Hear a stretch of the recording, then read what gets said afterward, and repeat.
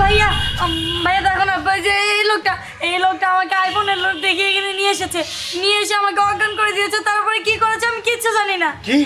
এই সত্যি করে বল, তুই কেন আমার বোনকে এখানে নিয়ে এসেছিস? কেন আইফোনের লুক দেখে এখানে নিয়ে এসেছিস? কেন, কি করেছিস বল? ঠিক আছে, আমি বলতাছি। দেখ তোমা, এই পুতুলটা তুই কি চিনস? দেখ, ভালোভাবে দেখ। হ্যাঁ মনে আছে, আমার খুব ভালো করে মনে আছে এই পুতুলের কথা। ভাইয়া তোমার কি মনে আছে এই পুতুলের কথা? এই পুতুল নিয়ে আমি সবসময় খেলা করতাম, আর এই পুতুলটা একদিন হুট করে কেন জানি চুরি করে নিয়ে গেল। আমি এই পুতুলটার জন্য অনেক কান্নাকাটি করছিলাম।